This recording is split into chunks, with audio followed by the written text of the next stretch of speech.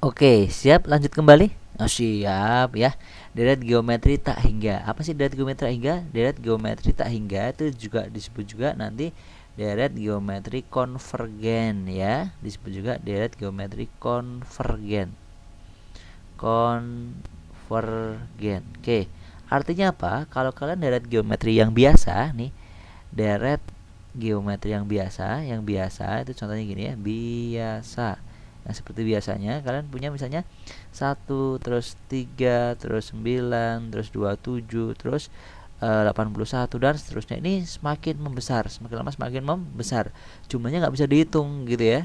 Kalau jumlah seluruhnya berapa nih jumlah seluruhnya? Susah, nggak bisa dihitung karena nilainya semakin besar ya. Sedang deret geometri tak hingga, kalau deret geometri tak hingga atau konvergen tak hingga ini jumlahnya bisa dihitung. Nah, jumlahnya bisa dihitung. Contohnya gini.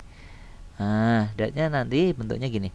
Saya punya 4, terus jadi 2, jadi 1, jadi setengah, jadi 1/4, jadi 1/8. Nah, semakin lama semakin mengecil. Jadi nanti jumlah seluruhnya bisa dihitung karena apa? Ujungnya semakin lama semakin mengecil mendekati 0 gitu kan. Jadi ada limit tertentu ya. Oke. Bagaimana untuk menghitung seluruhnya? Itu ada rumusnya. Tetapi syaratnya dulu, syarat kalau kalian ketemu deret geometri konvergen atau tak hingga, syaratnya adalah lihat rasionya, R-nya pengalinya itu harus antara min 1 sampai 1. Jadi pecahan ya.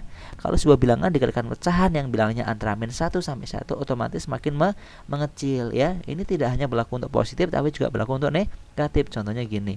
4 dikali min setengah jadi min 2 kali min setengah jadi 1. Ini kali min setengah min setengah. Terus kali min setengah jadi 1/4 terus ya. Semakin lama semakin mengecil. Jadi perhatikan ya. Syaratnya dia harus memenuhi apa di sini? Rasionya antara min 1 sampai 1 gitu ya. Sip. Nah, sekarang yang perlu diperhatikan adalah rumus barunya apa nih? Rumus barunya adalah yang perlu diperhatikan adalah menghitung jumlah seluruhnya.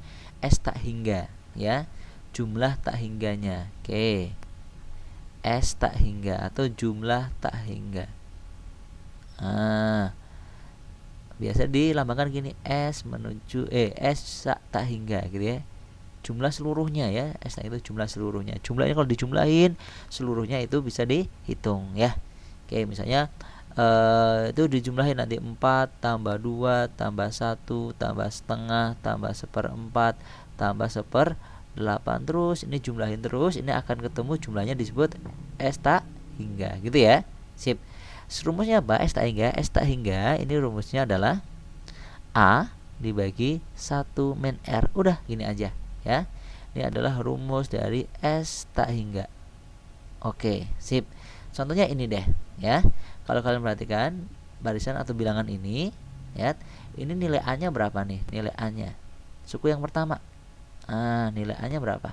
Suku yang pertamanya A. Berapa A-nya? 4.